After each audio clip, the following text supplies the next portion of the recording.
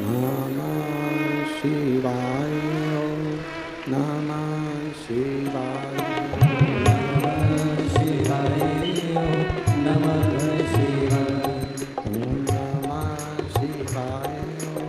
नमः शिवाय ओम नमः शिवाय नमः शिवाय ओम नमः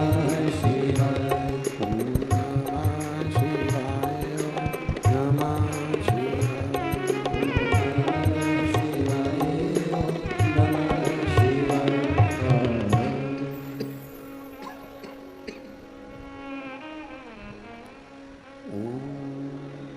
नमः शिवाय नमः शिवाय ओम नमः शिवाय ओम नमः शिवाय ओम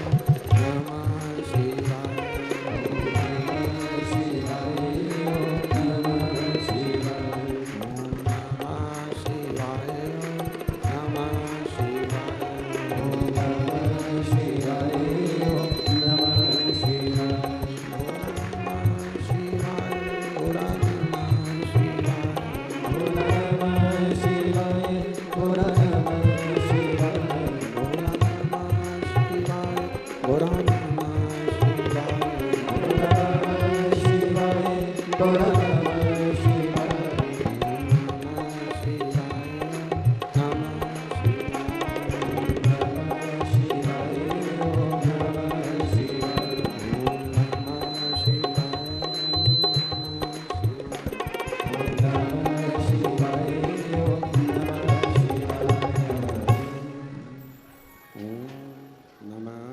शिवाय ओम नमः शिवाय ओम नमः शिवाय विश्वनाथ भगवान की जय महाकालेश्वर भगवान की जय ओमकारेश्वर भगवान की जय सहस्त्रेश्वर महादेव की जय कुबेरेश्वर महादेव की जय हर हर महादेव हर हर महादेव हर हर महादेव हर काशी विश्वनाथ वरदानी तकादर्शी कैलाशी अविनाशी भगवान शिव जिनकी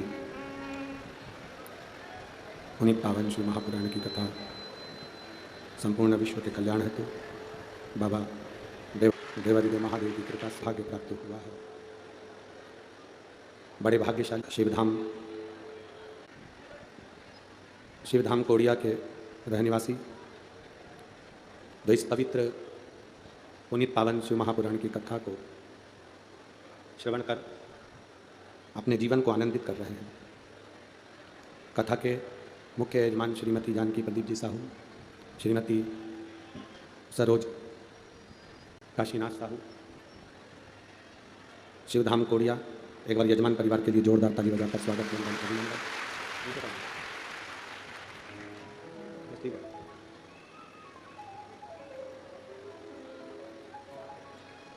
भगवान देवादिदेव महादेव की पुनीत पावन शिव कथा भगवान देवादिदेव महादेव की कृपा से आप और हम श्रवण करने के लिए बैठे हैं। कथा का आज 7वां दिवस है, 7वां दिन है। विराम दिवस की ओर अपन सब जा रहे हैं। ये चल रहा है बक्से चल रहा है, अपन जा रहे हैं। भगवान देवादिदेव महादेव की जो पवित्र शिव कथा शिवधाम कोड़िया में श्राद्ध पक्ष के अवसर पर जो चल रही है, गोपितर शिव महापुराण की कथा आज विराम की ओर जा रही है। कहीं ना कहीं भगवान देवादिदेव महादेव की कृपा करुणा, उनकी उदारता, उनकी दया जो पितृपक्ष में भगवान शिव की पवित्र कथा को आप और हम श्रवण कर रहे हैं। आपको पहले भी कथा में कहा कि मानव का शरीर मिल जाना एक अलग बात है, मनुष्य का शरीर प्राप्त हो जाना एक अलग बात है, और मानव का शरीर प्राप्त करने के बाद में जो भगवान की अविरल भक्ति है उसको धारण करना, उसको प्राप्त करना एक अलग बात है। शरीर मिल भी जाए मनुष्य का, आवाज नहीं आ रही पीछे, मानव का यदि शरीर मिल भी जाए, मनुष्य का शरीर यदि प्राप्त भी हो जाए, तो भी भगवान की विरल भक्ति को पाना कठिन है, भगवान के भजन को पाना कठिन है। संसार सागर में जन्म लेना एक सरल है। आप थोड़ा सा कोई अच्छा काम कर देंगे, थोड़ा सा कोई पुण्य का कार्य कर देंगे, थोड़ा सा कोई भगवत कार्य कर देंगे, थोड़ा बहुत अच्छा कार्य किया कि मनुष्य का शरीर मिल गया, मानव का शरीर प्राप्त हो गया। पर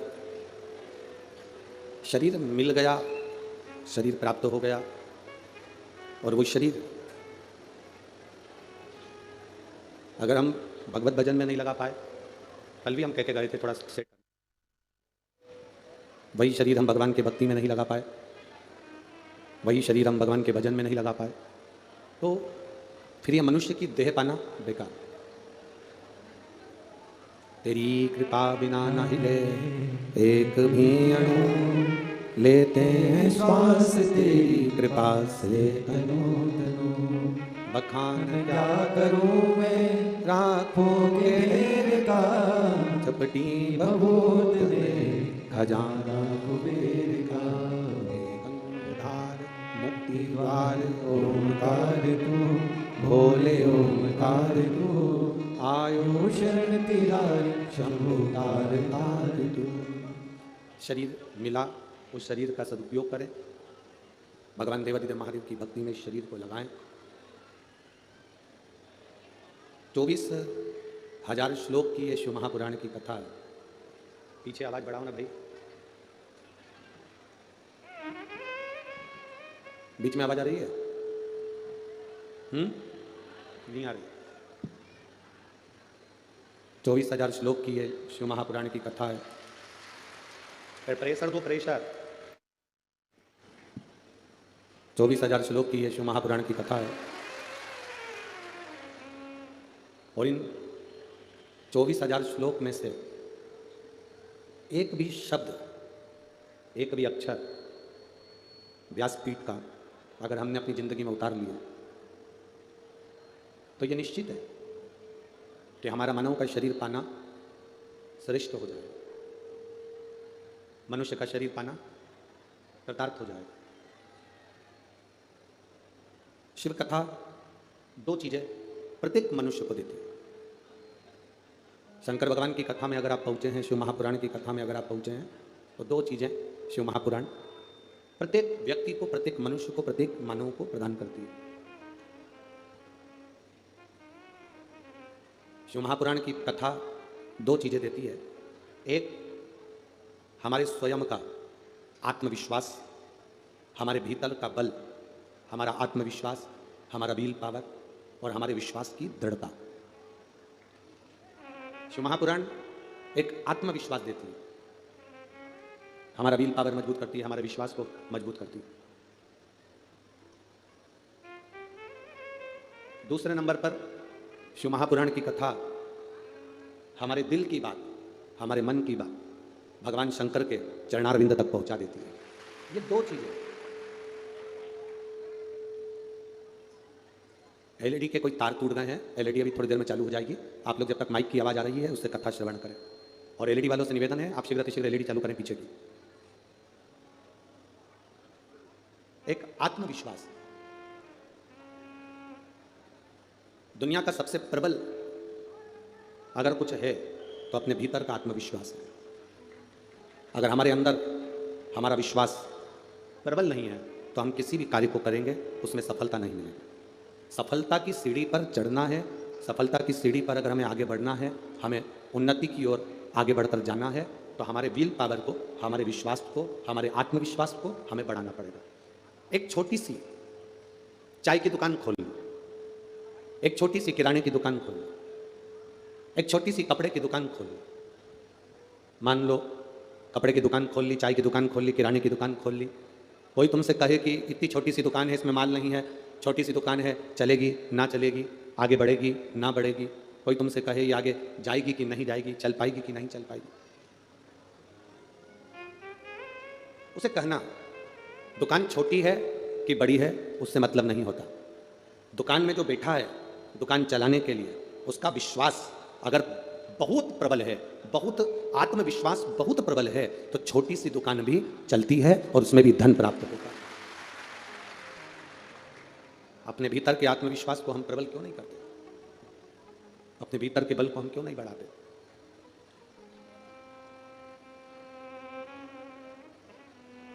एक मकड़ी जाला बना रही थी। पहले वो दरवाजे के पास जाला बना रही थी तो एक छिपकली उसके पास में आई और छिपकली ने आकर कहा, दरवाजे के पास में जाला बना रही है, कोई अगर दरवाजा खोलेगा बंद करेगा तो ये जाला तेरा बेकार हो जाएगा, ये जाला तेरा टूट जाएगा। ये जाले की कोई बात बताई नहीं रहेगी जब जाला बेकार हो जाएगा। ये जाले की कोई बात बताई नहीं रहेगी, ये जाला बेकार हो जाएगा। मकड़ी ने दरवाजे के पीछे का जाला बनाना बंद कर दिया। मकड़ी खिड़की के पास पहुंच गई, अपनी खिड़की के पास जाकर फिर वहाँ जाला बनाने लगी। भगवान मालिक है सबका। खिड़की के पास जाकर जाला बनाने लगी और खिड़की के पास जाकर जब उसने मकड़ी ने जाला बनाना प्रारंभ किया, फिर वहाँ पर छिपकली आ गई और छिपकली ने आकर कहा कि ये कहाँ जाला बना रही हो खिड़की के पास? यहाँ तो हवा का झोंका आएगा और तेरा जाला टूट जाएगा। मकड़ी ने फिर तीसरी जगह चुनी, दरवाजे के बाहर, वहां जाला बना रही थी। छिपकली फिर वहां पहुंच गई और छिपकली ने पहुंचकर वहां कहा कि मकड़ी यहां क्यों जाला बना रही है? यहां हवा चलेगी तेरा जाला टूट जाएगा, तेरा जाला बेकार हो जाएगा।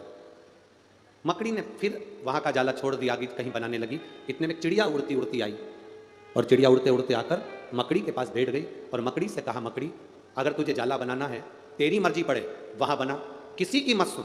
अगर तू अपनी मर्जी से बनाएगी तो कोई तेरे जाले को नहीं तोड़ सकता, ये पक्का। दुनिया के लोगों से सुनकर अगर कोई काम करोगे तो जिंदगी में बर्बाद हो जाओगे। कोई कहेगा कि तुम ये काम नहीं कर सकते। मेरी बेटियां, मेरे बेटे, नवयुवक बेटा बेटियां अगर कोई पढ़ाई करना चाहते हैं और विद्याध्ययन कर रहे हैं, किसी ने कह दिया तू डॉक्टर की पढ़ाई नहीं कर सकती, किसी ने कह दिया तू इंजीनियर नहीं बन सकता, किसी ने कह दिया तू सीए नहीं बन सकता, किसी ने कह दिया तू आईपीएस ऑफिसर नहीं बन सकता, किसी ने कह दिया तू कलेक्टर एसपी नहीं बन सकता। अगर एक व्यक्ति कलेक्टर बन सकता है, एक व्यक्ति टीआई बन सकता है, एक व्यक्ति कमिश्नर बन सकता है, एसपी बन सकता है, मंत्री बन सकता है, सीए बन सकता है, इंजीनियर बन सकता है, डॉक्टर बन सकता है, तो तुम में भी, आज के नवयुवक बेटा बेटियों में भी वो बल है कि तुम भी कलेक्टर और एसपी बन सकते हो। बस तुम्हें अपनी लगन को जगाना, तुम्हें अपने भीतर के विल पावर को जगाना, तुम्हें विद्या के प्रति, पढ़ाई के प्रति इतने जागरूक हो जाना है कि तुम सीए बनोगे, इंजीनियर बनोगे, डॉक्टर बनोगे, कलेक्टर बनोगे। ये पक्का है कि तुम अच्छे पद तक पहुंच सकते हो। और किसी ने कह दिया कि नहीं, तो तू कभी कलेक्टर नहीं बन सकता, तू कभी एसपी नहीं बन सकता, तू कभी मंत्री नहीं बन सकता, तू कभी सीए नहीं बन सकता, इंजीनियर नहीं बन सकता, डॉक्टर नहीं बन सकता। जो तुमसे कहे कि तू नहीं बन सकता, उस समय पर अपने कानों में उंगली डालो और कान बंद करो और भगवान शंकर का नाम लो, श्री शिवाय नमस्तुभ्यम। और देवादिदेव महादेव से जब कोई तुमसे कहे कि तू ये नहीं कर सकता, तब देवादिदेव महादेव का नाम लेकर देवादिदेव महादेव से कहो, ये मुझसे कह रहा है कि तू ये नहीं कर सकता, अब तुझे कराना है और मुझे कलेक्टर तुझे बना। अब ये तेरे ऊपर निर्भर है, तेरे ऊपर है, अब ये तेरे ऊपर है, तुझे बनाना। और डीले कम कर देना। और जब तक तू नहीं करता तब तक दुनिया का कोई व्यक्ति मेरा साथ नहीं दे सकता। अरे मत बुरे कर्म कर बंदे वरना पछताएगा, भगवान की आंखों से तू बच नहीं पाएगा, तू बच नहीं पाएगा। अरे ओ अज्ञानी मत कर नारानी, अरे ओ अज्ञानी मत कर नारानी, तेरे कर्म का फल भी तू ही पाएगा, जैसा किया तूने तेरे आगे आएगा। मत बुरे कर्म कर बंदे वरना पछताएगा, भगवान की आंखों से तू बच नहीं पाएगा, तू बच नहीं पाएगा। तो अपने कर्म के प्रति तुम जागरूक रहो, अपने कर्म के प्रति तुम प्रबल रहो, अपने कर्म के प्रति तुम प्रखर रहो। डॉक्टर ऑपरेशन करते हैं तब मुंह पर पट्टी बांध लेते हैं, मास्क लगाना। देखा है आप लोगों ने? अरे बोलो तो जम के। देखा है? ऑपरेशन करने से पहले डॉक्टर मुंह पर पट्टी बांध लेते हैं। उनके पास कपड़ा रहता है, वो उन्होंने बांध पट्टी बांध। डॉक्टर से पूछा जाए कि तुमने ये मुंह पर पट्टी क्यों बांधी, तुमने मुंह पर कपड़ा क्यों बांधा? डॉक्टर कहेगा हम जिसका ऑपरेशन कर रहे हैं, शरीर को काटेंगे तो उसके अंदर के जीवाणु तत्व हमारे मुख से अंदर प्रवेश ना करे, इसलिए नाक मुख दोनों छुपा लेता। इसके अंदर के जो विकार हैं, इसके अंदर का जो बेकार भाव है, वो हमारे जीवाणु अंदर ना चले जाए।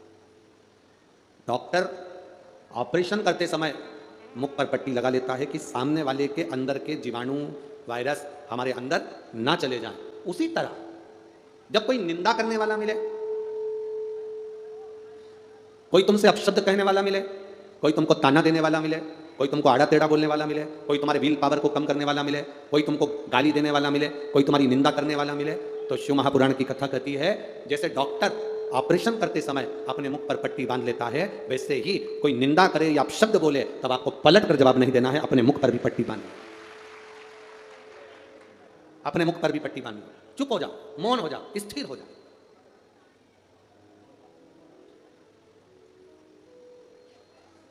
निंदा करने वाला पापी होता है कि निंदा सुनने वाला? जम के बोलो जरा।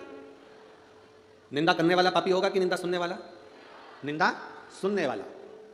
निंदा करने वाले को तो भगवान ने अलग से पैदा करके भेजा कि तुम्हें निंदा करना है, तुम्हें पृथ्वी पर जाकर निंदा करना। इसको तो भगवान ने जन्म इसलिए दिया है कि वो मृत्युलोक में जाएगा, पृथ्वी पर जाएगा और निंदा करेगा।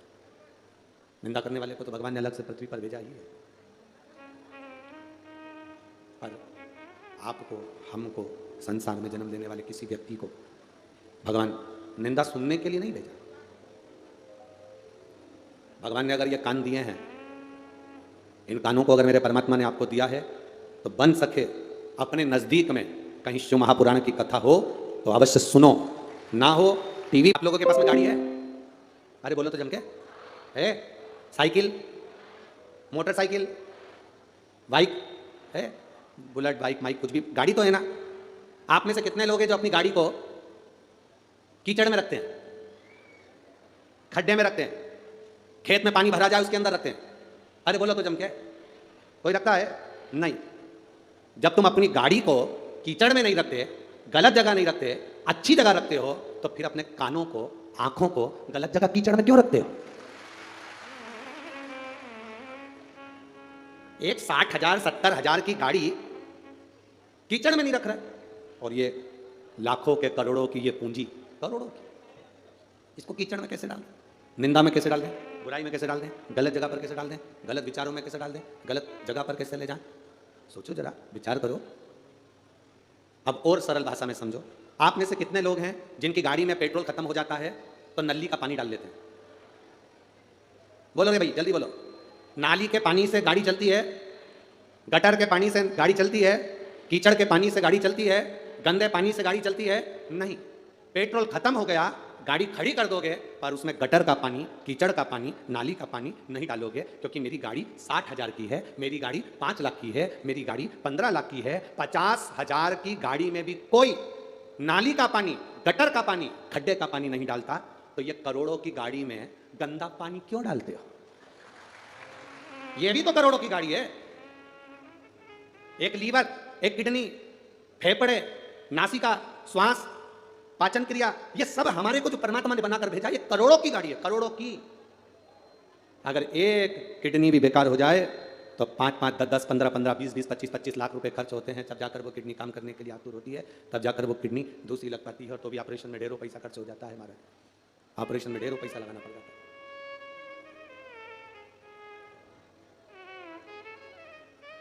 एक किडनी अगर गड़बड़ हो गई, एक लीवर गड़बड़ हो गया, तो लाखों का, करोड़ों का धन हमें लगाना पड़ जाता है। हमें लाखों का धन, करोड़ों का धन वहां लगाना पड़ता है। कितना दिया उसने? उस परमात्मा ने कितना भेजा, कितना बनाकर भेजा, कितना देकर भेजा, कितना प्रदान कर भेजा, जरा विचार करिएगा। अरे तेरी मेहरबानी काहे बोझ इतना,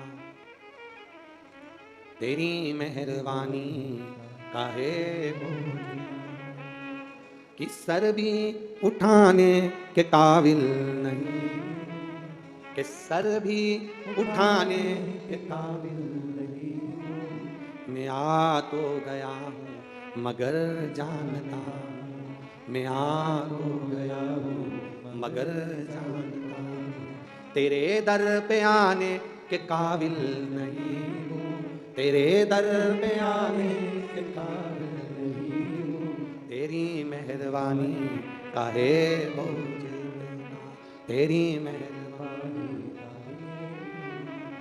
कि सर भी उठाने के काबिल नहीं हूँ, कि सर भी उठाने के काबिल नहीं हूँ, मैं आ तो गया हूँ मगर जानता हूँ, मैं आ तो गया हूँ मगर जानता हूँ। बाबा, इतना पापों से घिरा हुआ हूँ, इतने पाप मेरे सिर पर चढ़े हुए हैं, इतना झूठ, इतना प्रपंच, इतना छल, इतनी बेईमानी, इतना अपशब्द अपनी जिंदगी में मैंने कहा, करा, बोला कि ये सर तेरे दर पर अगर गिर गया तो उठा भी नहीं पा रहा हूं।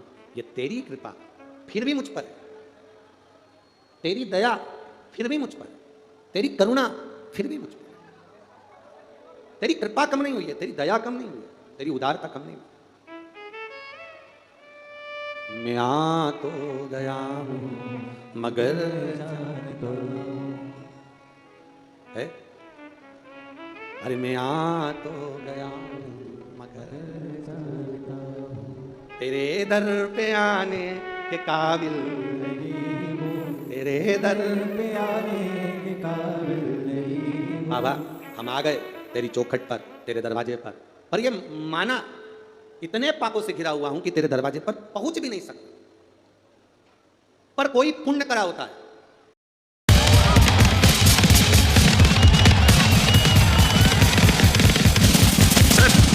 थोड़ा फास्ट रहेगा, मजा आ जाएगा।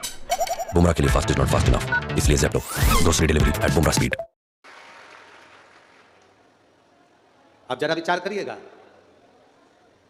हम तो कहेंगे आस्था चैनल वालों को कि आप बाहर भी जितने लोग बैठे हैं भगवान की अविरल भक्ति में, उनको भी अवश्य दिखाएं, द्रोण से दिखाएं, कैसे दिखाएं, पर उनको भी अवश्य दिखाएं।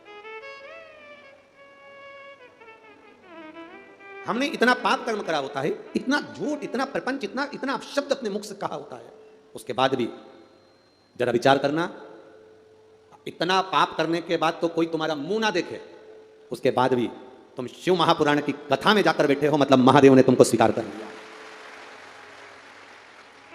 कौन है इसमें से कितने हैं जिन्होंने कभी मोबाइल पर झूठ नहीं बोला? एक नहीं मिलेगा, एक जिसने कभी अपने मोबाइल पे झूठ नहीं बोला। खेत पे था, क्या बोला घर पे हूं, दुकान पर था तो क्या घर से निकल रहा हूं, दोस्त से बात कर रहा था, पत्नी ने फोन लगाया कहां हो, बस मंदिर में हूं। इतना झूठ। अब इतने पाप से अपन घिरे हुए हैं, इतना पाप कर्म हमने अपनी जिंदगी में करा, उसके बाद भी अपन यहां तक पहुंचे कि नहीं पहुंचे? मतलब पत्नी को मालूम है ये झूठ बोल रहा है। कौन? अरे बोलो तो जम के। पत्नी को मालूम है ये झूठ बोल रहा है। कौन झूठ बोल रहा है? भेरू है। पत्नी को मालूम है ये झूठ बोल रहा है, और क्या कह रहा है? मंदिर में। इतने में तो पत्नी ने कहा जरा घंटी बजाकर बताओ मंदिर की। अब पत्नी तो पत्नी है, बहुत बोल्ड है। पत्नी को कभी हल्का मत समझना। सावित्री का पति शांत हो गया था, मर गया था, बड़ के पेड़ के नीचे यमराज उसको लेने के लिए आ गया, और सावित्री को छोड़कर यम उसके पति के प्राण लेकर जाने लगा। सावित्री मैया अपने सातित्व के बल से, सावित्री अपने सातित्व पतिव्रता परमेश्वर के बल से यमराज के पीछे पीछे जाने लगी। यमराज आगे, सावित्री पीछे, यमराज आगे, सावित्री पीछे। यमराज ने पलट कर देखा तो पीछे सावित्री आ रही थी। सावित्री से पूछा, तू मेरे पीछे क्यों आ रही है? मेरा पति सत्यवान को तुम लेकर जा रहे हो, मेरे पति को छोड़ो। यमराज ने कहा इसका अंतिम क्षण है, मर चुका है, जाओ नीचे उसके शरीर का अंतिम संस्कार करो, नहीं तो कोई जानवर खा जाएगा। सावित्री बोली मैं जाने वाली नहीं हूं, मेरे पति को छोड़ो। यमराज कहते हैं हम जिसको पकड़ लेते हैं उसको छोड़ते नहीं है। यमराज लेकर जाने लगे, सावित्री और पीछे चली। सामने यमलोक था, अंदर सावित्री जाने लगी तो यमराज ने रोक दिया, रुक, कहां जा रही है तू, अंदर क्यों प्रवेश कर रही है? मेरे पति सत्यवान को छोड़ दो। यमराज प्रसन्न होकर बोले, सावित्री आज मैं प्रसन्न हो गया तुझ पर, क्योंकि तू मेरे दरवाजे तक आई है, मांग तुझे क्या चाहिए। सावित्री कहती है मुझे 2 वर दे दो, मुझे 2 वर दे दो। अब तो यमराज प्रसन्न हो गया, ये अपने पति को भूल गई, इसने अपने पति को छोड़ दिया। ये अपने पति को भूल गई, इसने अपने पति को छोड़ दिया। और इसने अपने पति को छोड़ दिया, अब ये कुछ मांगेगी, 2 वर मांगेगी तो मैं इसको 2 वर दे दूंगा। यमराज प्रसन्न हो गए, अपनी पति को छोड़ा इसने। यमराज ने कहा अपने पति को छोड़कर जो तू 2 मांगेगी मैं दे दूंगा, बस पति मत मांगना। तो सावित्री ने कह दिया नहीं मांगूंगी पति। ठीक है मांगो।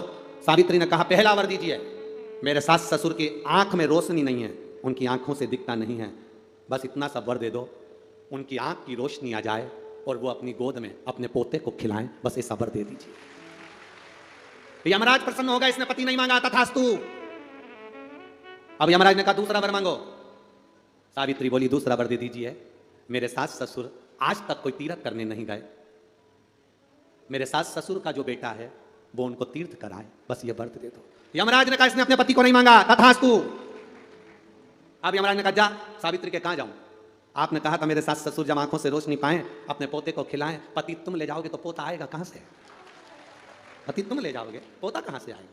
और यदि मेरे सास ससुर के बेटे उसको तीर्थ कराएं तो मेरा पति अगर तुम ले जाओगे तो उनका बेटा ही तो है, तीर्थ कराएगा कौन? यमराज प्रसन्न हो गया, उसने उस सत्यवान को वापिस लौटा दिया। वो सत्यवान सावित्री है।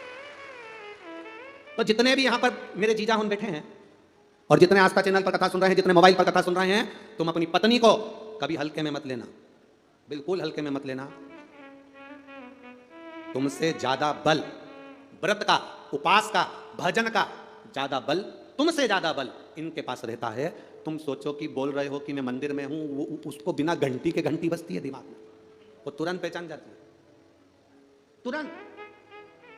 अपने पति को धर्म पत्नी अच्छे से जानती है कि ये झूठ बोल रहा है, ये गलत बोल रहा है, तो भी वो उसको स्वीकार करती है। उसी तरह परमात्मा को मालूम है कि ये झूठ बोल रहा है, उसके बाद भी वो स्वीकार कर कर यहां तक बुला देता है, ये उसको मालूम है। मैं आ तो गया हूं मगर जानता हूं, मैं आ तो गया हूं मगर जानता हूं, तेरे दर पे आने के काबिल नहीं हूं, तेरे दर पे आने के काबिल नहीं हूं, तेरी मेहरबानी का है बोझ इतना, तेरी मेहरबानी का है बोझ इतना, ओ तेरी मेहरबानी का है बोझ इतना, तेरी मेहरबानी का है बोझ इतना, कि सर भी उठाने के काबिल नहीं हूं, कि सर भी झुकाने के काबिल नहीं हूं, आ तो गया हूं मगर जानता हूं, मैं आ तो गया हूं मगर जानता हूं, मैं आ तो गया हूं मगर जानता हूं, मैं आ तो गया हूं मगर जानता हूं, तेरे दर पे आने के काबिल नहीं हूं, तेरे दर पे आने के काबिल नहीं हूं, तेरी मेहरबानी का है बोझ इतना, तेरी मेहरबानी का है बोझ इतना, ओ तेरी मेहरबानी का है बोझ इतना, तेरी मेहरबानी का है बोझ इतना।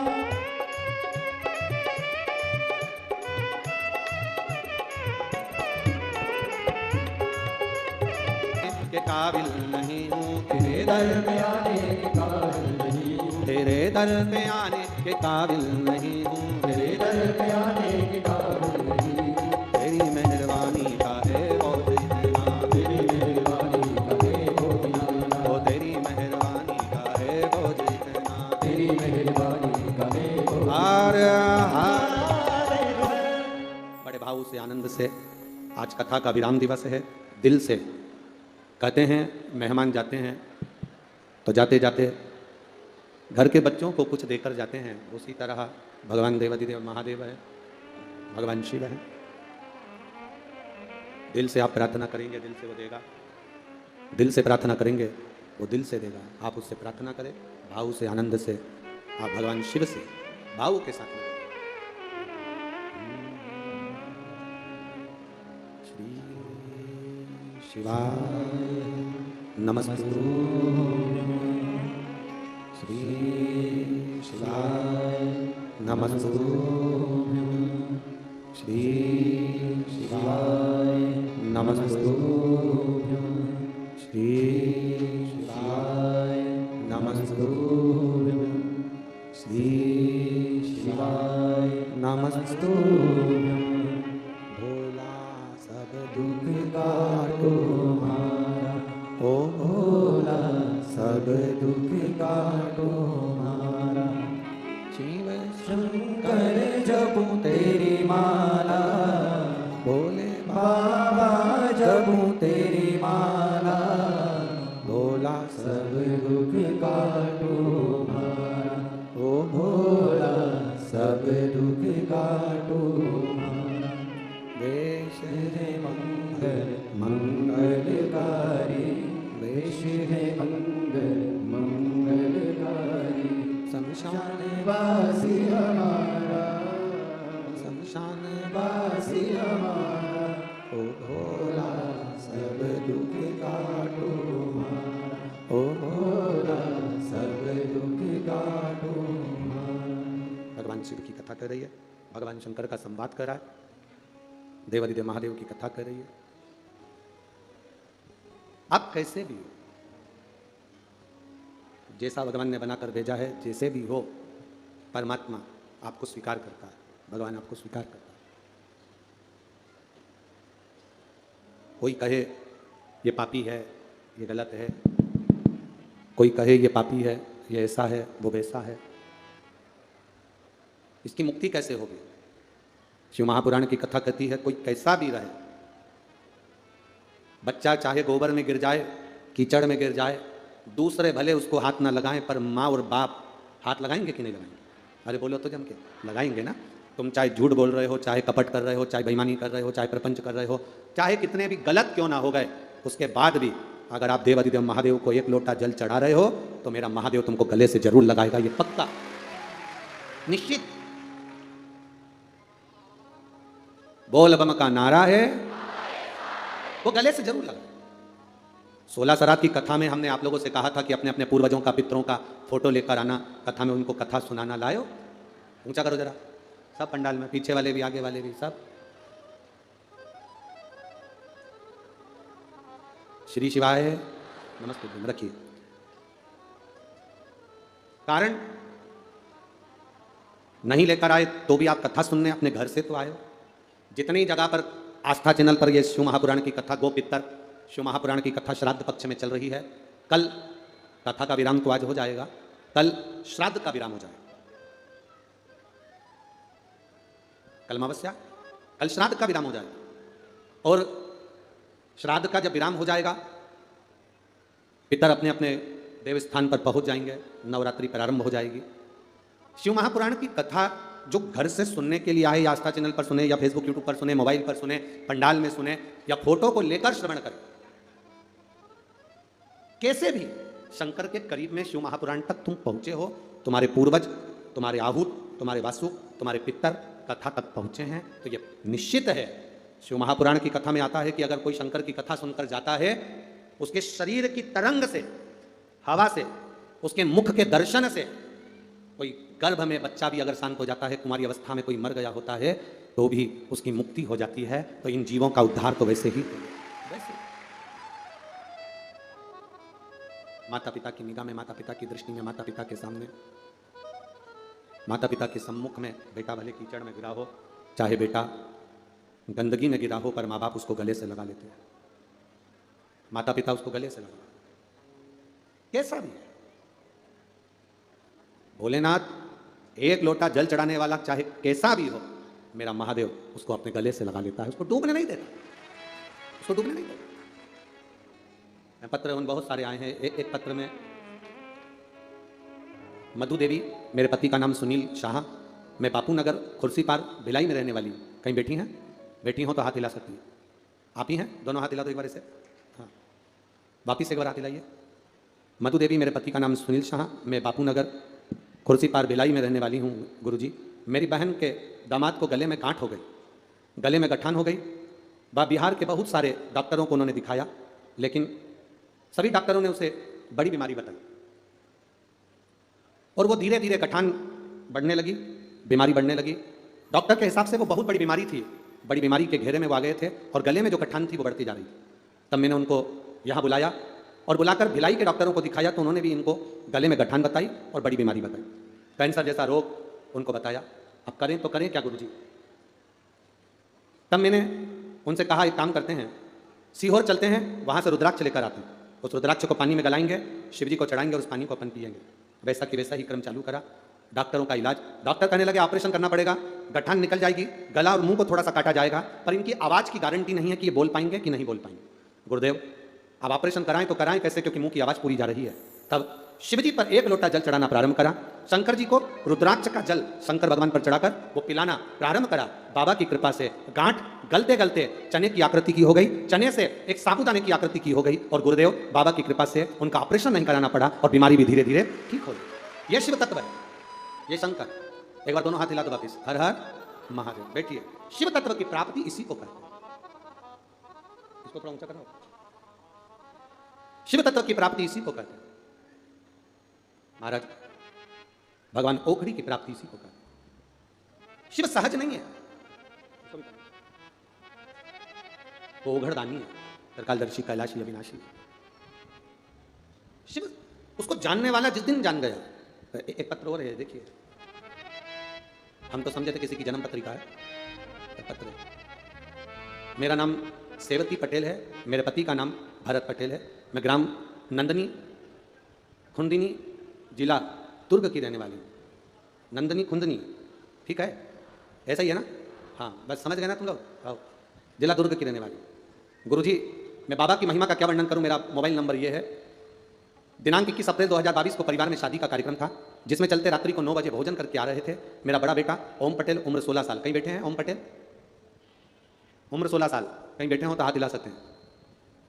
मेरा बड़ा बेटा ओम पटेल, उम्र 16 साल, रात्रि को घर आ रहा था। रास्ते में कोई नहीं था। दूसरे मोहल्ले में भी शादी हो रही थी। शादी में आए बाराती किसी व्यक्ति से झगड़ा कर लिए और हमारे मोहल्ले में आ गए, जहां से मेरा बेटा आ रहा था।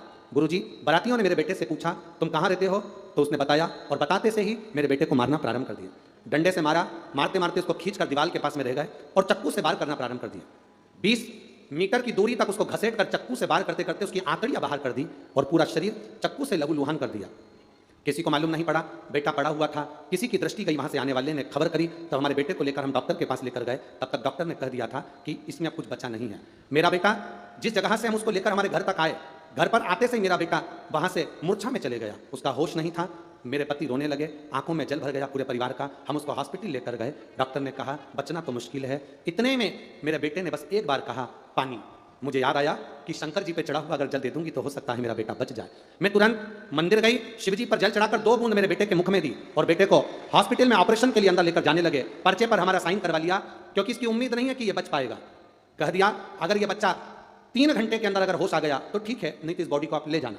गुरुदेव, पानी तो मुख में दिया पर पानी पूरा बाहर निकल गया। मैंने भी भगवान शंकर से कहा मेरा बेटा मर नहीं सकता, आप संभालना। बाबा की कृपा से ऑपरेशन चालू हुआ। जितनी आंतें उसकी बाहर निकली थी उनको अंदर करा गया।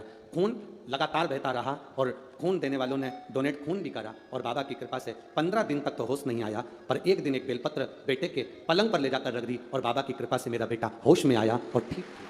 शिव तत्व की प्राप्ति। गुरुजी, मेरा बेटा ठीक है, मैं उसको यहाँ लेकर आई हूँ। मैं चाहती हूँ मेरे बेटे को आप आशीर्वाद दें। कहीं है क्या? हाथ हिलाओ अगर कहीं आप ही हैं। बेटा आया है साथ में? नहीं आया?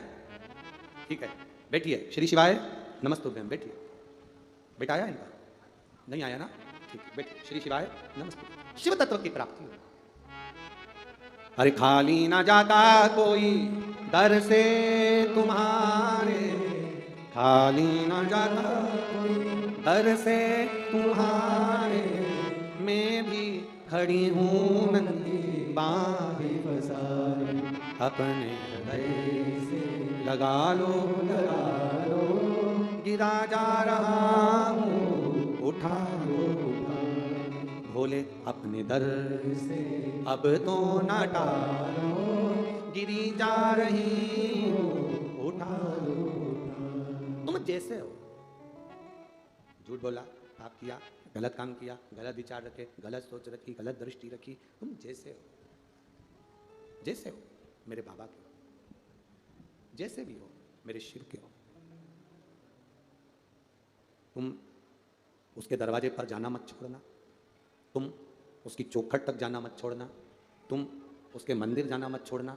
वो तुम्हारी विपदा की घड़ी में, दुख की घड़ी में तुम्हारे पास आना नहीं छोड़ेगा। वो दुख में तुम्हारे पास आना नहीं छोड़ेगा। तेरे मंदिर में आना मेरा काम है, मेरी बिगड़ी बनाना तेरा काम है। तुम उसके दरवाजे तक जाते रहो, वो तुम्हारे दरवाजे तक आता रहे। पर ज्यादा झूठ की जिंदगी नहीं जीना। जितना बन सकता है उतनी जिंदगी में सत्य पर चलो। कोई हमसे पूछता है गुरुजी आपको पत्रिका देखना आती है, जन्म पत्रिका देखते हो? हम कह देते हैं हमारे को क्या मालूम दादा, पत्रिका तो उसको मालूम। हाथ देखना आता है? हमने कहा हाथ देखना आता होता तो कथा काय को करते। कोई विद्या जानते हो? हमने कहा विद्या जानते होते तो नीचे जमीन का धन निकाल कर अपने घर में नहीं भर लेते, फिर कहा कोई हाथ। कुछ मंत्र तंत्र जानते हो? हमने कहा तंत्र मंत्र जानना तो भोलेनाथ का काम है, अपना तो केवल एक काम है, केवल एक काम, हम तो बाबा के भरोसे चलते, हम तो बाबा के भरोसे चलते, ये दुनिया वाले जलते, ये दुनिया वाले जलते, हम तो बाबा के भरोसे चलते। झूठ बोलना नहीं, प्रपंच करना नहीं, दिखावा करना नहीं। झूठ प्रपंच छल से जितने दूर जा सकते हो उतने दूर चलो। जैसे हो वैसे रहो। कितना भी ब्यूटी पार्लर में जाके तैयार हो जाओ, कितना भी तैयार हो जाओ, बीमे वाले बीमा तुम्हारे पार्लर को देखकर नहीं करेंगे। बीमे वाले बीमा तुम्हारी आईडी उम्र को देखकर करेंगे। बीमा हमेशा याद रखना मेकअप की उम्र में होता है, चेकअप की उम्र में बीमा नहीं होता है। बीमा चेकअप में होगा। कोई मर रहा है उसका बीमा करके बताओ, बीमा कंपनी कहेगी हमें लूट जाएंगे, काय को बीमा करेंगे। कहां? भगवान तुम्हारे मेकअप को नहीं देखता, भगवान तुम्हारे भीतर के भाव को देखता है। तुम्हारे अंदर जो विश्वास, जो दृढ़ता तुम्हारे अंदर है, मेरा बाबा वो देखता है। एक ने लिखा,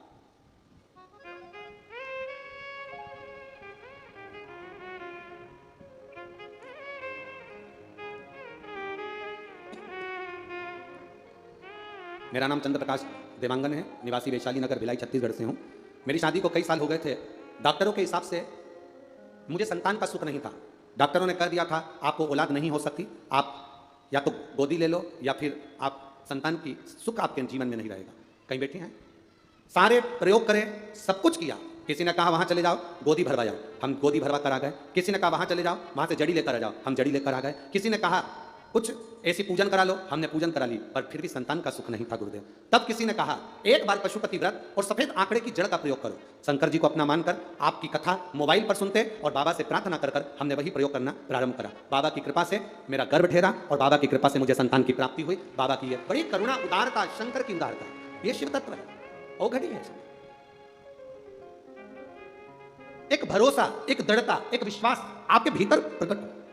झूठ की जिंदगी नहीं जी, असत्य की जिंदगी नहीं जी। कितना भी तुम झूठ बोल लो, मरने के बाद लोग एक नाम तो जरूर लेंगे कि राम नाम। बोलो, जम के बोलो जरा, राम नाम सत्य।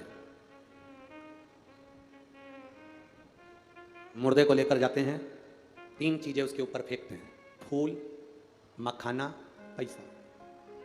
किसी ने पूछा कि फूल श्रद्धांजलि के लिए फेंकते हैं, मखाना घर पूरा फूला हुआ छोड़कर गया है उसके लिए फेंकते हैं, पैसे क्यों फेंकते हैं? हमने कहा पैसे इसलिए फेंकते हैं, पूरी जिंदगी जोड़ जोड़ के मर गया, अब तेरे बाप में दम हो तो उठा के बता दे। उठा, छाती पे पड़ा एक का कल्ला, उठा लेगा? पड़ा पड़ा। ये घर में जो बुजुर्गों के फोटो लगे रहते हैं ना, घर में जो पितरों के फोटो लगे रहते हैं, बुजुर्गों के फोटो लगे रहते हैं, जो मर गए उनके फोटो लगे रहते हैं, वो हमको प्रेरणा देते हैं। हम भी जोड़ जोड़ कर चले गए, आखिरी में दीवार पर टंगाए। इतने व्यस्त मत हो जाना धन के चक्कर में, जोड़ने के चक्कर में। इतने मत, उस जोड़ने के चक्कर में इतने मत प्रवेश कर जाना कि अपने नगर में, अपने गांव में, अपने क्षेत्र में कहीं शिव पुराण की कथा हो तो दुकान छोड़ने की भी फुर्सत ना मिले, ऐसी व्यस्तता मत रखो। अपने नगर में, अपने गांव में, अपने क्षेत्र में अगर शिव महापुराण की कथा मिले, 5 दिन 7 दिन नहीं जा सकते, कम से कम 1 दिन। शुरू में नहीं आ सकते तो आखिरी के दिन तो सुबह जल्दी कथा होती है, 8 बजे से 11 बजे तक। मार्केट खुलता है 11 बजे के बाद। कम से कम अपनी पत्नी से कहो मैं भी तेरे साथ कथा में चलूंगा, 1 दिन की कथा सुनूंगा, मेरी भी जिंदगी सार्थक करूंगा, मेरा भी जीवन सार्थक। जब शंकर पार्वती जी से कह सकते हैं कि हे पार्वती, एक दिन वो भोले भंडारी बनकर सुंदर नारी, कहा था शिव जी ने पार्वती से। पार्वती से बोले मैं भी राधा संग श्याम नाचे, मैं भी। शंकर भगवान पार्वती से कह सकते हैं कि मैं चलूं ब्रज की रज में, अगर भगवान कृष्ण प्रगटे हैं। ब्रज की रज में अगर मेरा कन्हैया आया है तो मैं भी दर्शन करने के लिए जाऊंगा। बस आपके भीतर भी यह भाव होना चाहिए। अपने नगर में अगर शिव महापुराण की कथा है, कुबेरेश्वर धाम से भोले बाबा खुद शिव पुराण के रूप में आए हैं, तो मैं भी दर्शन करने के लिए जाऊंगा। मैं भी दर्शन करूंगा।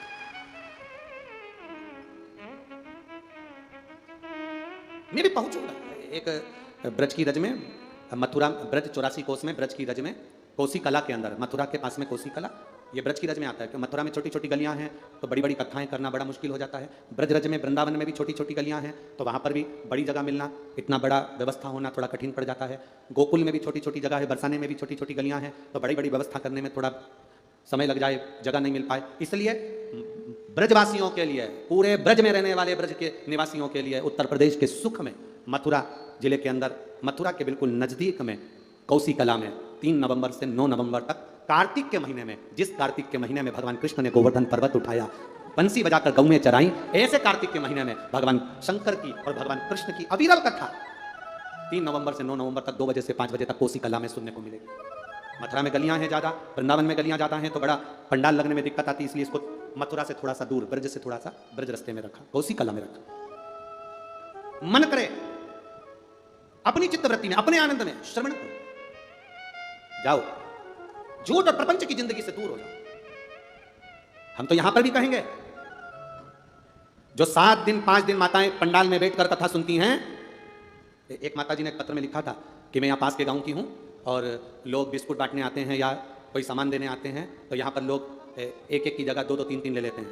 हम भी हमारे विश्वास के साथ कहते हैं, जो 7 दिन कथा सुनने के लिए यहाँ आई हैं या 7 दिन अगर कोई कथा सुनने आया है, अब वो व्यक्ति बाहर निकलकर कभी कुछ लेने भी नहीं जाता। यहाँ कोई आ जाता है तो दे देते हैं और एक के सिवाय दूसरा लेते नहीं है। वो तो दूसरे होंगे जो 2-2 3-3 बार लेकर चले जाते हैं। जो कथा का श्रोता होता है, जो कथा सुनने वाला होता है, वो पंडाल को छोड़कर बाहर भी नहीं निकलता।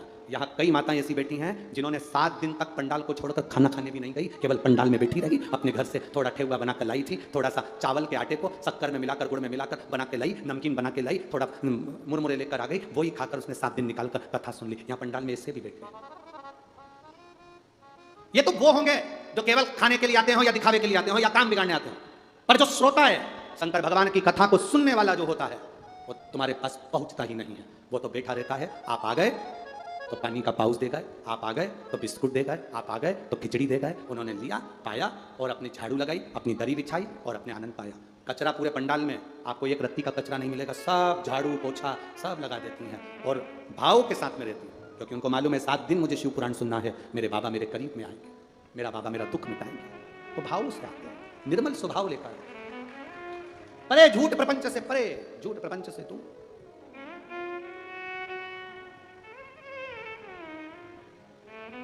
अच्छा किया आपने बाबा, अच्छा देने वाला। एक बार माता पार्वती जी को लेकर भगवान देवादिदेव महादेव भ्रमण के लिए गए। काशी घूमने के बाद मृत्यु लोक में घूमते घूमते मेरे महादेव समुद्र के किनारे पर पहुंच गए। मेरे बाबा जब समुद्र के किनारे पर पहुंचे तो शंकर भगवान ने एक लीला रची। शिव जी ने लीला रचकर पार्वती से कहा, पार्वती मुझे भगवान नारायण बुला रहे हैं, मैं अभी आता हूं, तू यहीं रुक। समुद्र के किनारे पर पार्वती जी को छोड़ दिया। माता पार्वती समुद्र के किनारे पर रुकी। सुबह हो गई, दोपहर हो गई, शाम हो गई, प्रदोष काल आ गया, शिव जी नहीं आए, भगवान शंकर ने, बाबा भोलेनाथ ने। इंतजार कर रही है मां। रात होने लगी, पार्वती को याद आया, आज तीज का व्रत है मेरा, आज मेरा तीज का व्रत है। और तीज का व्रत है, पार्वती को याद आया कि आज मेरा तीज का व्रत। प्रभु तो आए नहीं। समुद्र की रेत का शिवलिंग बनाया, बालू रेत का, और पार्वती जी ने उस बालू रेत के शिवलिंग को बनाकर उसका पूजन, जो सामान मिल गया उससे कर लिया, जो मिला उससे वो पूजन कर रहे। अक्षत का मतलब जानते हो आप लोग? जम के तो बोलो। चावल, चावल का जो एक दाना होता है, चावल का जो एक दाना, जो अक्षत चावल का जो दाना होता है, मान लो तुम्हारे पास में बेलपत्री नहीं है, मान लो पंडित जी बोल रहे हैं बेलपत्र चढ़ाओ, पुष्प चढ़ाओ, लाल पुष्प चढ़ाओ, दुर्वा चढ़ाओ, तुम्हारे पास में कोई सामान अगर नहीं है तो शिव महापुराण की कथा कहती है एक चावल का दाना, तुम जो पंडित जी बोल रहे हैं कि बेलपत्र चढ़ाओ, नहीं है, चावल का दाना चढ़ा दिया। पंडित जी ने बोला तुम्हारे पास में ये चढ़ा दो, वो चढ़ा दो, तुमने एक एक चावल का दाना, पंडित जी कहते रहे फूल चढ़ाओ, चावल का दाना चढ़ा दिया, रौली चढ़ाओ, चावल का दाना चढ़ा दिया, नहीं है, चावल का दाना चढ़ा दिया। अक्षत का मतलब यह होता है कि जो चावल का दाना आप चढ़ा रहे हो उसका मतलब होता है कि शंकर भगवान की पूजन में सारा साहित्य, एक चावल के दाना चढ़ाना मतलब सब चढ़ जाए, एक अक्षत सब कुछ समर्पित कर देता है। सब एक चावल का दाना शिव जी को समर्पित करा, सब समर्पित, सब कुछ। यहां पर एक भाई यहां पर बैठे हैं, रोज सेवा में भी लगे रहते हैं। उनके गांव के जितने उनके गांव के लोग हैं, कोई गरीब बड़ा भी है तो 1 मुट्ठी चावल, कोई थोड़ा जमीन अच्छी है तो 2 मुट्ठी चावल, कोई 5 किलो, कोई 1 किलो, कोई 15 किलो, कोई 2 किलो, उनके गांव के लोग इकट्ठा करते हैं। और जब रुद्राक्ष उत्सव होता है, उस रुद्राक्ष उत्सव के पहले या गुरु पूर्णिमा के पहले वो पूरा ट्रक भर के चावल लेकर कुबेरेश्वर धाम पर आते। कहाँ बैठे हैं वो? आज आए हैं कि नहीं आए? जो सीहोर कुबेरेश्वर धाम पर गाड़ी लेकर पहुंचते हैं, रोज सेवा में भी लगे रहते हैं, रोज तो थे, आज नहीं दिख रहे। शिव कृपा से, शंकर की उदारता से एक चावल का दाना भी अगर आपका शिव को चढ़ रहा है, आप मंदिर में जाकर एक चावल का दाना चढ़ा रहे हो, तो ये मानकर चलना कि वो अक्षत, मतलब आपने रोली नहीं चढ़ा पाए, जल नहीं चढ़ा पाए, दूध नहीं चढ़ा पाए, दही नहीं चढ़ा पाए, शहद नहीं चढ़ा पाए, घी नहीं चढ़ा पाए, आप दिया नहीं लगा पाए, मतलब एक चावल का दाना शंकर के शिवलिंग पर चढ़ गया, मतलब आपने सब कुछ देवाधिदेव महादेव को समर्पित कर दिया, सब कुछ दे दिया। आपके पास में है नहीं है, सब बाबा को समर्पित। अरे तेरा ही दिया मैंने खाया पिया है, तेरा शुक्रिया है, तेरा शुक्रिया, सब कुछ दे दे। एक चावल के दाने में वो बल होता है कि भगवान कृष्ण आधा चावल का दाना मुख में लेते हैं और 10,000 ब्राह्मण का पेट भर देते हैं। आधा चावल का दाना जब मेरे भगवान खाए तो 10,000 ब्राह्मण का पेट भर दिया।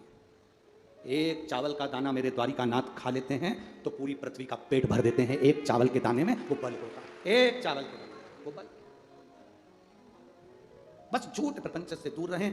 पार्वती मैया, कुछ नहीं मिला माता पार्वती को तीज की पूजन के लिए, कुछ नहीं। बालू रेत का शिवलिंग बना लिया पार्वती जी ने, कोई वृक्ष की पत्तियां तोड़ के ले आई, वो चढ़ा दी पार्वती जी ने। एक चावल का दाना माता पार्वती के पल्लू में बंधा हुआ था, एक चावल का दाना माता पार्वती के पल्लू में बंधा हुआ। क्यों? माता पार्वती जी आज जो साड़ी पहनी थी, जो चूनर माता पार्वती जी पहनी थी, वो चूनर पहनकर माता पार्वती जी अपने मायके गई थी। मायके से जब आई थी, माँ ने गोदी भरी थी। आपके यहाँ भरते कि नहीं भरते हमें पता नहीं।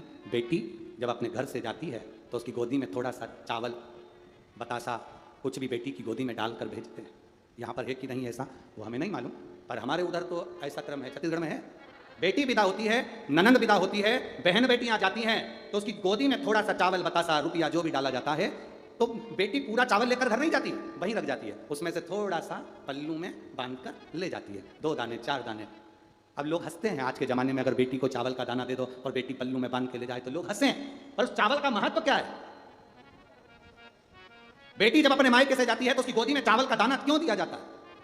बेटी जब अपने मायके से जाती है तो उसकी गोद भरकर क्यों भेजा जाता है? शादी में जितने फेरे की मूलता नहीं, जितने मंडप की मूलता नहीं, शादी में उतनी बेटी के गोद भराई की मूलता होती है। शादी होती है उससे पहले उसकी गोद भरना पड़ती है, जेठ भरे, ससुर भरे, कोई भी भरे, उसकी गोदी में कुछ ना कुछ वस्त्र आभूषण जो लाए हैं वो देना पड़ता है, उसकी मूलता। क्यों भरा जाता है? बहन बेटी की गोदी में चावल का वो पसी, वो गोद भराई क्यों दी जाती है? वो चावल क्यों डाला जाता है? उसका केवल एक कारण है, मेरी बहन, मेरी बेटी जैसे अखंड सौभाग्य लेकर, मांग में सिंदूर भरकर, माथे पर बिंदी लगाकर तू मेरे घर पर आई है, ये चावल इसलिए दे रहे हैं कि तेरा अखंड सौभाग्य ऐसा ही बना रहे और तू ऐसी अखंड सौभाग्यवती होती है। अब आजकल तो फैशन के चक्कर में ये सब बंद हो गया, पर बहन बेटी 2 दाने चावल के देती थी और जो उसकी गोदी भरता था उसके भी गोदी में से वो 2 दाने थाली में या अपनी भाभी को या उस पात्र में डाल देती थी। वो चावल के दाने आज माता पार्वती जी के पल्लू में बंधे हुए थे। माँ ने उस पल्लू में से चावल के दाने को निकाला और निकाल कर देवाधिदेव महादेव के शिवलिंग पर समर्पित किया। माँ ने चावल के दाने शिवलिंग पर समर्पित। रात भर माता पार्वती जी जागी, तीज का व्रत किया। सुबेरे देवाधिदेव महादेव आ गए। सुबेरे मेरे बाबा पिता शंकर भगवान आए। आते से भोलेनाथ जी ने पूछा, पार्वती कल तुम्हारा तीज का व्रत था, मैं नहीं था तुम्हारे पास में, तो तुमने तीज का व्रत नहीं करा? पार्वती जी बोली, अभी सुबह के टाइम तो मैंने आपका पार्थिव शिवलिंग का निर्माण कर बालू रेत का शिवलिंग बनाया, उसको विसर्जन करा, पूजन करी मैंने, अभी करी। मैं नहीं मानता कि तुमने पूजन करी। पूजन का सामान कहां से आया? पार्वती जी बोली, पूजन का सामान तो नहीं था, पत्तियां तोड़कर चढ़ा दी थी, एक चावल का दाना मेरी माँ के घर का बंधा था, वो चढ़ाया। कहां करी थी पूजन? यहीं करी थी। अब समुद्र की लहर ऐसी आती है कि जहाँ पर आप लोग गए समुद्र पे, समुद्र की लहर ऐसी आती है कि जहाँ पूजन वूजन करी थी वो तो सब पानी में बह गया, रेत जम गई एकदम प्लेन बर्फी की तरह, खोपरे पाक की तरह। शिव जी ने कहा कहाँ करी थी पूजन? पार्वती जी बोली यहाँ करी। पूजन तो कहीं दिख ही नहीं रही, पूजन तो कहीं पर नजर ही नहीं आ रही। पार्वती जी बोली हमने पूजन यहीं करी थी, आपको विश्वास नहीं है? नहीं, आपने पूजन करी तो पूजन जहां होती है वहां कुछ ना कुछ थोड़ा बहुत तो होता ही है। पंडाल उड़ जाएगा, व्यासपीठ चली जाएगी, कैमरे वाले चले जाएंगे, साउंड वाले चले जाएंगे, टीवी वाले चले जाएंगे, दरी उड़ जाएगी, फिर भी कौड़िया वालों तुम अगर 15-20 दिन बाद भी अगर इधर आसपास में कहीं घूमोगे तो तुम्हें शिव महापुराण की कोई ना कोई निशानी तो पड़ी मिली ही जाएगी, कोई दोना पड़ा मिल जाएगा, पन्नी पड़ी मिल जाएगी, कुछ ना कुछ पड़ा मिल जाएगा, कुछ ना कुछ तुम्हें मिलेगा कि हाँ यहाँ कथा हुई थी, यहाँ पर कथा हुई थी, कुछ ना कुछ ऐसा मिलेगा। अब भगवान बोले पूजन होती है तो कहीं ना कहीं कुछ ना कुछ तो मिलता है। आप बताओ मुझे यहाँ पर क्या है, क्या पड़ा यहाँ? पूजन का कोई साहित्य, पूजन का कोई सामान दिख नहीं रहा। पार्वती जी बोली बड़ी गजब हंसी आज तो मैं, अब इनको कैसे बताऊं कि पूजन मैंने करी थी और यहीं पर करी थी। पूजन करी और मैंने यहीं पर करी, कैसे बताऊं? सामने गौ माता खड़ी थी। पार्वती जी ने कहा रुको अभी रुको, मैं पूछवाती हूँ मैंने तीज की पूजन करी कि नहीं करी। पार्वती जी ने गौ माता को आवाज लगाई, मैया आओ। गौ माता नजदीक में आई। पार्वती जी ने कहा गौ माता रात्रि को तू जगी थी मेरे साथ, मैंने तीज का व्रत करा, पूजन करी, भजन करा, शिवलिंग बनाया। गौ माता बोल मैंने रात्रि को तीज का व्रत करा कि नहीं करा, तू बता। गौ माता ने अपना मुंह हिला दिया, गौ माता ने मुंह हिलाया। अब जैसे ही गौ माता ने मुंह हिलाया, शिव जी ने कहा देख ले पार्वती तूने पूजन नहीं करी। पार्वती जी की आंख में जल भर गया। प्रभु आप जानते हो ना, गाय ने तुम्हारे सामने भी एक बार झूठ बोला था ना। शिव जी कहते हैं मानता हूं पर आज तो तू प्रूफ दिलवा रही ना। पार्वती जी ने गौ माता के आगे हाथ जोड़कर कहा मां बोलो मैंने तीज की पूजन करी कि नहीं करी? गौ माता ने झूठ बोल दिया। कारण पूजन तो करी थी पर पूजन का कोई प्रसाद कोई भाग गाय को नहीं मिला था, इसलिए गौ माता ने कह दिया पार्वती ने कोई पूजन नहीं करी। पार्वती मैया की आंख से जल बह गया। मां तू पूजनीय है, पैर में 33 कोटि देवी देवता विराजमान है, धर्म तेरे पथ पर टिका हुआ है मां, पर तूने झूठ बोला है तेरे मुख से। जैसे जैसे कलयुग बढ़ेगा मां तू झूठ बोली है इसलिए तुझे झूठन खाना पड़ेगी। तू झूठ बोली है इसलिए तू झूठन खाएगी। कलयुग जैसे जैसे बढ़ेगा तुझे झूठन मिलेगी।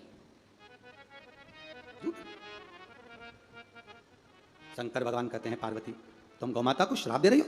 नहीं नहीं श्राप नहीं दे रही हूं, मैं कह रही हूं जैसे जैसे कलयुग बढ़ेगा वैसे वैसे जैसा तूने झूठ बोला है वैसे तुझे झूठन खाना पड़ेगा। गाय पवित्र है, शरीर पवित्र है, पर मुख इसने झूठ बोला। और सुनो नाथ, मैं पार्वती इस समुद्र तट पर खड़ी होकर कहती हूं संसार का मनुष्य चाहे कितना भी दान करे, कितना भी पुण्य करे, कितना भी भजन करे, पर अगर झूठ बोलता है तो उसको एक जन्म लेकर मृत्यु लोक में झूठन खाना ही पड़ती है, खाना ही पड़ती है। 84 लाख योनियों में एक योनि चींटी की भी होती है, 84 लाख योनियों में एक योनि चींटे की भी होती है, 84 लाख योनि में एक योनि झिंगुर की भी होती है, 84 लाख योनियों में एक योनि हमारी गाय की भी होती है, 84 लाख योनियों में एक योनि हमारी कुत्ता की भी होती है, 84 लाख योनि में एक योनि हमारी सुंदर की भी होती है। इस योनि में से हमको निकलना पड़ता है।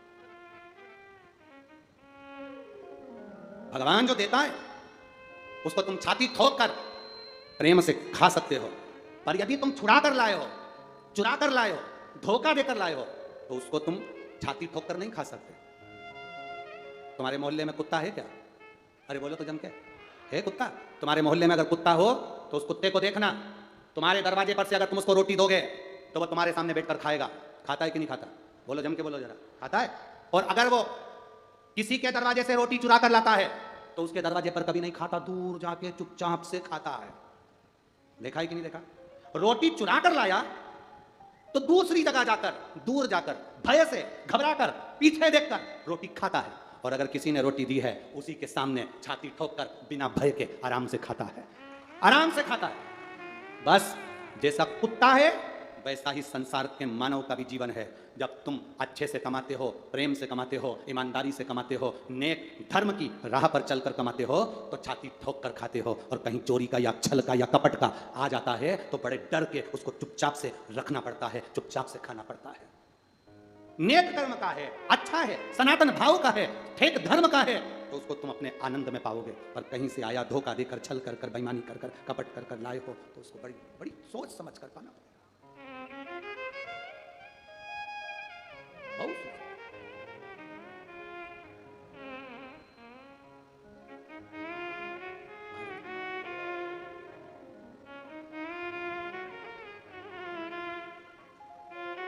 शिव तत्व की प्राप्ति, ये शंकर भगवान की कृपा से जो शरीर मिला है, इस शरीर को समझने वाला ही समझ सकता है। शरीर, हम शिव की आराधना करें, उसकी भक्ति करें। भगवान शंकर को अगर एक फूल भी चढ़ाओ तो विचार करना कि जिसके यहां से तोड़ कर लाए हो उसके यहां से पूछ कर चढ़ाना, चोरी का भी मत चढ़ाओ। एक बेलपत्र अगर तुम्हारे पास में हो तो चढ़ाओ, नहीं तो मत चढ़ाओ। शिव महापुराण की कथा यहां तक कहती है, तुम्हारे पास में धन हो तो शिव महापुराण की कथा करवाओ। कर्जा लेकर, 1 रुपया भी किसी से लेकर कथा भी मत कराना। बाबा से कहना पहले देना, फिर मैं करा। मालूम पड़े किसी से कर्जा ले लिया, कथा करवा ली, बाद में कर्जा चुकाते हुए अपना घर, अपना बार, अपना दुकान, अपना गाड़ी, अपना बंगला सब जाए, ऐसी शिव पुराण कराने से कोई मतलब नहीं। मेरे बाबा से झोली पसार कर कहना, बाबा तेरे दरवाजे से कहकर जा रही हूं, इतना देना कि मैं खुद पल्ला झाड़ झाड़ कर खर्च करूं, और खर्च में भी इतना करूं कि मेरी कमी ना पड़े, और मैं कथा करूं। मुझे ऐसा देना, किसी के आगे हाथ ना फैलाना पड़े, किसी के दरवाजे पर जाकर कर्जा ना लेना पड़े, ऐसी कथा मत करवाना। तू देगा मैं कराऊंगा, जब तू देगा तब कराऊंगा। दुनिया से मांग कर नहीं, दुनिया से कर्जा लेकर नहीं, मेरे दम पर तेरी कृपा से कराऊंगा।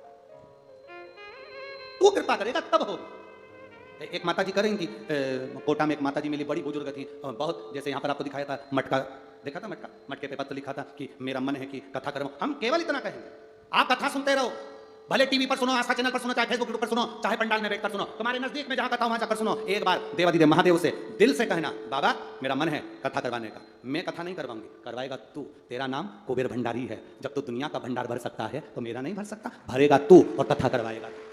मेरी सामर्थ्यता नहीं कि मैं कुछ करा लूं, कराएगा तू। हम तो सहज जीवन, हम सहज। मेरे भोले तेरी नौकरी सबसे बढ़िया है, सबसे। हम तेरे दरवाजे की चाकरी करें, तेरी नौकरी करें, तो ऐसी कृपा कर कि दोनों हाथों से लुटाएं, कम ना हो। लुटाएं, कम ना हो। तेरी बड़ी दूर किनारा कश्ती भी पुरानी है, बड़ी दूर किनारा कश्ती भी पुरानी है। भोले बाबा सुन भी लो ये मेरी कहानी है, बड़ी दूर किनारा कश्ती भी पुरानी है।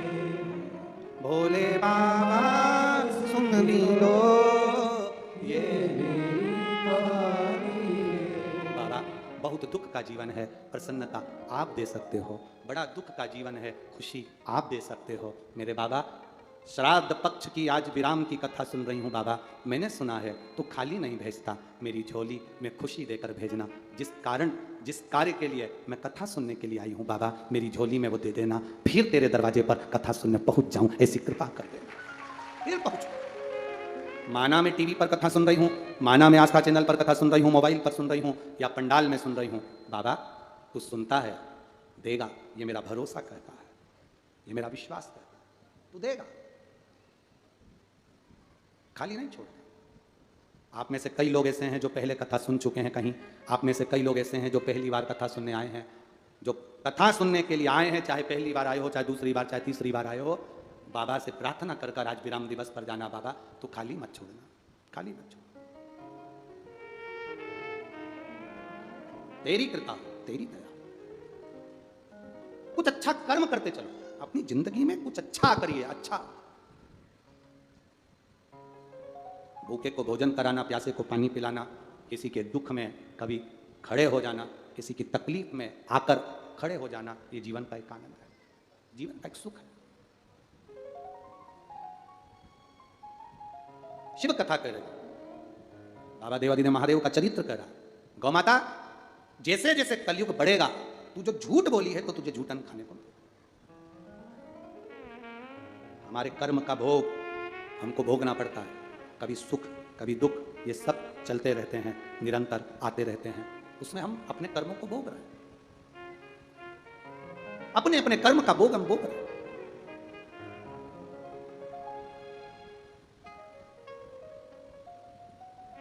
महाराज समय आया, शिव कथा कहती है, बाबा देवादिदेव महादेव पार्वती जी को लेकर वापिस कैलाश पर पहुंचे। पार्वती जी का आज फिर मन करा, बाबा से विनती करी, मेरा मन है मेरे नाना के घर में पितृलोक में मुझे अपने नाना से मिलने के लिए, पितरों से मिलने के लिए जाना। आज पहले एक बार माता पार्वती पितृलोक गई थी तो अपनी मां मीनावती के साथ गई थी, और आज माता पार्वती पितृलोक जा रही है तो अपने पति भगवान शिव जी के साथ जा रही है। मेरे नाना के घर में चलिए, पितृलोक चलिए। शिव जी कहते हैं पार्वती हम और पितृलोक, हाँ आप मेरे साथ पितृलोक चलिए। शिव जी कहते हैं मैं पितृलोक जाऊं? हाँ, मुझे मेरे नाना जी की याद आ रही है, चलो मेरे साथ। देव अधिदेव महादेव ने पार्वती जी का कहना माना, शंकर भगवान पितृलोक की ओर जाने लगे। पितृलोक की ओर शंकर पार्वती जैसे ही कदम बढ़ाकर पितृलोक की दिशा की ओर, दक्षिण दिशा की ओर जैसे ही जाने लगे, शंकर भगवान ने जैसे ही दक्षिण का मुख कर कर दक्षिण दिशा की ओर जा रहे हैं, दक्षिण की ओर जा रहे हैं। शिव जी जब दक्षिण दिशा की ओर जाने लगे, सारे की सारे पितर, सारे की सारे 33 कोटि देवता, सब 33 कोटि देवता, पितर, वासुक, आहुत, जितने जितने देव होते हैं संसार के सारे देवता शिव जी की ओर आने लगे, शंकर भगवान की ओर आने लगे। सब शिव जी की ओर आते हुए जो देखा, देखते से ही माता पार्वती आश्चर्य में पड़ गई।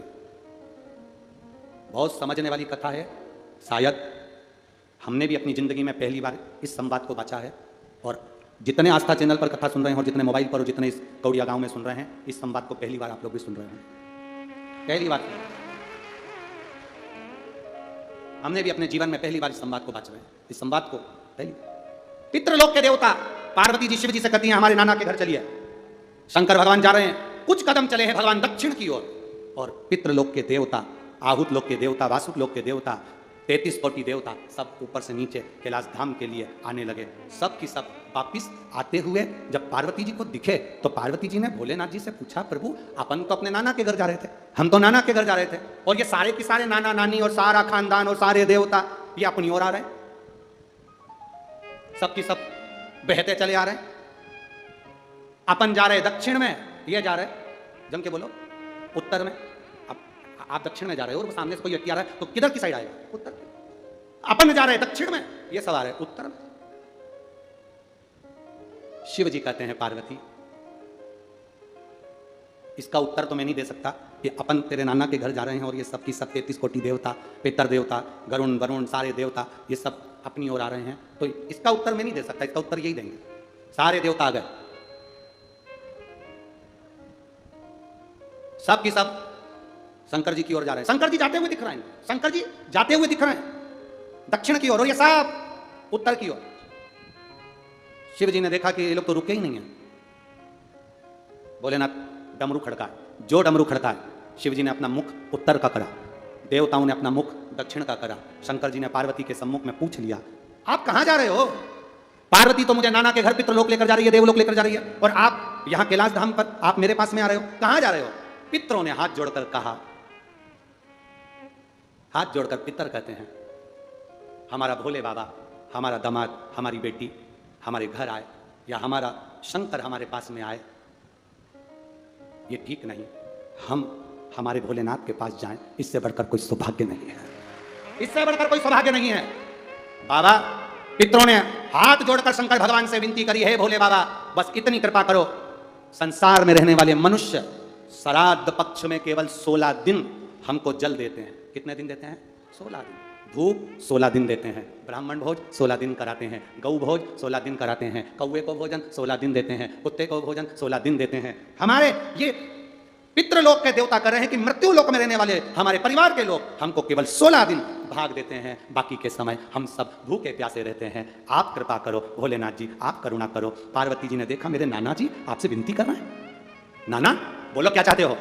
पितृलोक से पितरों ने और देवताओं ने कहा भोलेनाथ आज हमें वर दे दीजिए, आपके ऊपर जब जल चढ़ेगा उसका एक अंश पितरों को, देवताओं को, सबको प्राप्त होगा। शिव जी ने कहा हम वर तो दे देंगे पर मना नहीं, वर देने में मना नहीं है। हम तुम्हें वर दे देंगे कि हमारे ऊपर चढ़ा हुआ जल पितरों को भी मिलेगा, देवताओं को भी मिलेगा, देवियों को भी मिलेगा, पर हम आपसे एक वर चाहते हैं। शंकर जी ने जैसे ही कहा वर चाहते तो पितर बोले कौन सा वर? शंकर भगवान कहते हैं हम आपसे केवल इतना चाहते हैं, अगर कोई हमारे मंदिर में आकर शिवलिंग पर जल चढ़ाएगा उसका एक भाग तुम्हारे खाते में जाएगा, पर आशीर्वाद आपको देना पड़ेगा कि उसके घर में कभी पितृदोष नहीं होगा, उसके घर में कभी पितृदोष नहीं होगा, कभी आहु दोष, कभी वासु दोष नहीं होगा, कभी उसके दरवाजे पर काल सर्प दोष नहीं होगा, कभी उसके दरवाजे पर दुख नहीं आएगा। पितरों ने वचन दे दिया जो शंकर जी पे जल चढ़ाएगा, पितर कहते हैं अपनी बेटी पार्वती को देखकर, अपनी नातिन को देखकर हम उसके घर से कभी भी दुख नहीं देंगे, हम उसको झोलियां खुशियों से भर देंगे, हम वो पितर। इसीलिए शंकर जी को जो जल चढ़ता है तो जलाधारी का मुख कहां का होता है? जम के बोलो, उत्तर की ओर होता है। जलाधारी का मुख कहां होता है? उत्तर की ओर। हमारा शिव पुराण कहता है, शिव तत्व कहता है आप चारों तरफ से जल चढ़ाओ, मना नहीं है, पर कभी मौका मिल जाए आपको, और जैसे ये शिवलिंग है, ये जलाधारी है पानी बहने की, यहाँ से पानी बहता है, ये शिवलिंग है। जब तुम्हें कोई बहुत जरूरी बात कहना हो, कभी कोई बहुत जरूरी है और तुम्हारे जीवन में बहुत जरूरी है वो बात कहना, तो तुम बाबा अगर नहीं सुन रहा हो तो जैसे ये जलाधारी में पानी इधर से बहता है, तुम इधर बैठो। कहाँ बैठोगी? इधर दक्षिण में। जलाधारी का मुख कहाँ होता है? उत्तर में। आप यहाँ बैठो और यहाँ बैठकर बाबा की पूजन करो, यहाँ बैठकर जल चढ़ा, वो पानी यहाँ जब बहकर तुम यहाँ बैठकर जब जल चढ़ाओगी, दक्षिण में बैठकर उत्तर की ओर मुंह कर जब जल चढ़ाओगी और उत्तर में ही पानी बहकर जाएगा, तो तुम्हारे को रिजल्ट जल्दी आएगा, ये निश्चित है, आपका फल आपको मिलेगा, प्राप्त होगा।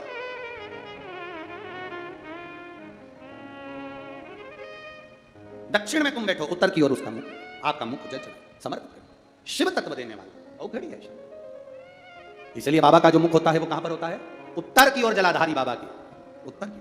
बैठ गए, प्रणाम करा, नमन करा। कल अमावस्या है, श्राद्ध पक्ष की अमावस्या के दिन अपने नजदीक में तालाब, बावड़ी, कुआं, नदी जो भी हो वहां पर जाकर दक्षिण की ओर देखकर एक दिया घी का जरूर लगाना, अपने पूर्वजों को विदा करना, घाट पर झोली पसार कर प्रणाम करना कि मेरे पितर मेरे घर में संपदा दें, वंश वृद्धि करें, लक्ष्मी दें।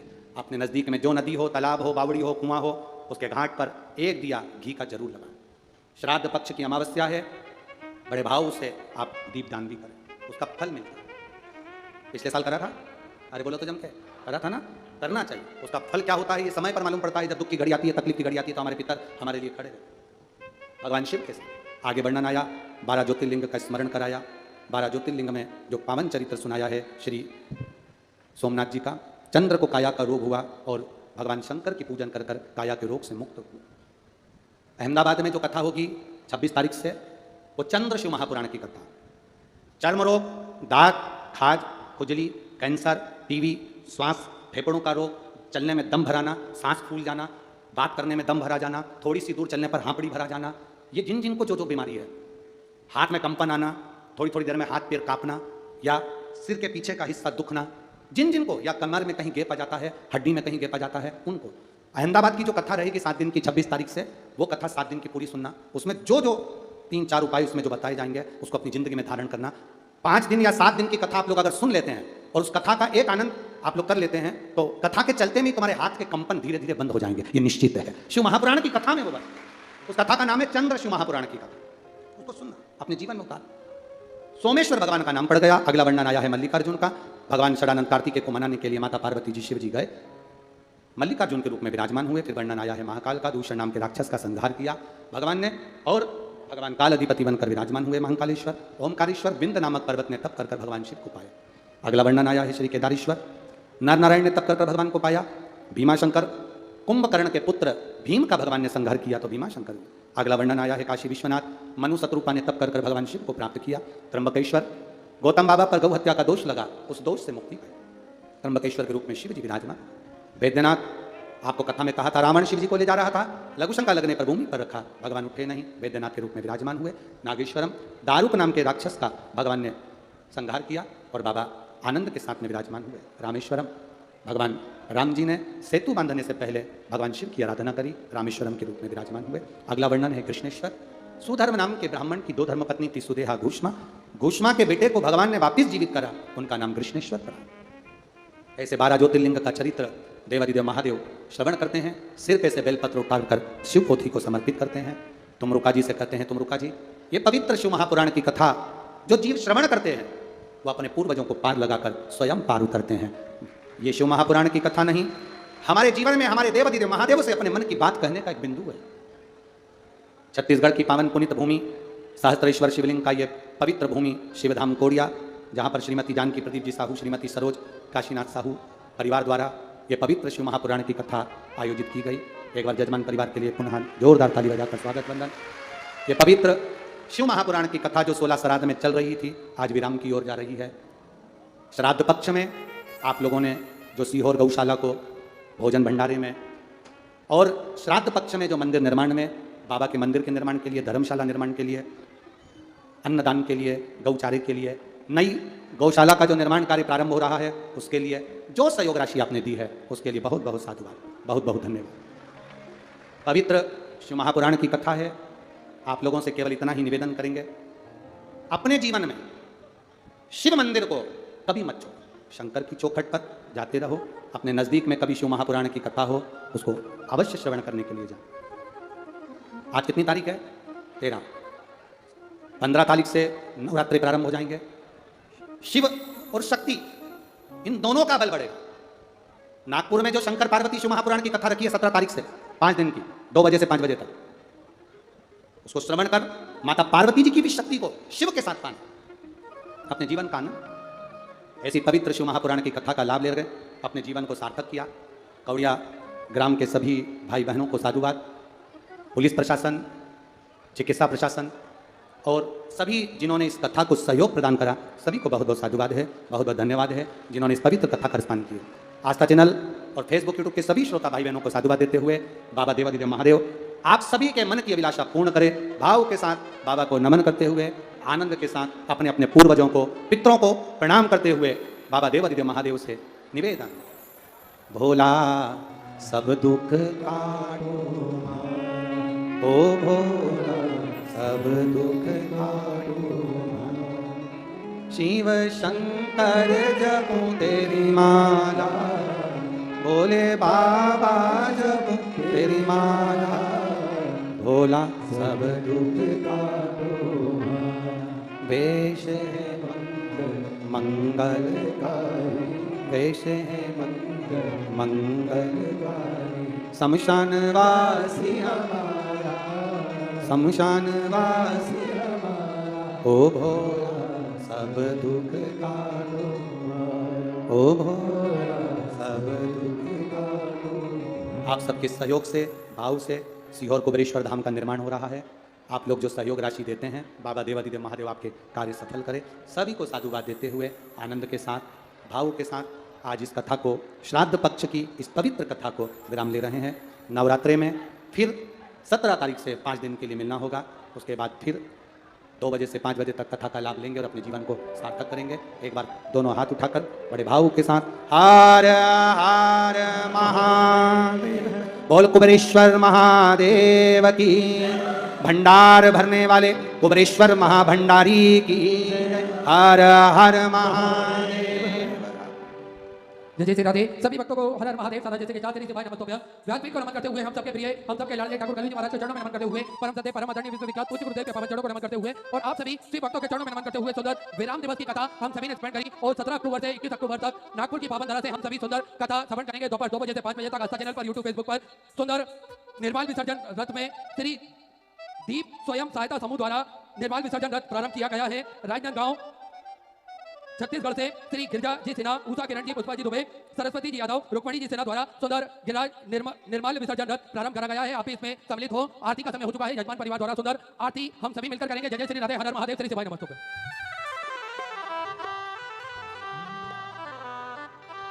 शिव ओंकारा, भोले भज शिव ओंकारा, ब्रह्मा विष्णु सदा शिव, भोले भोले नाथ महाशिव, हरे दागे दादा, ओम हरे हरे हरे महादेव, हे चुराए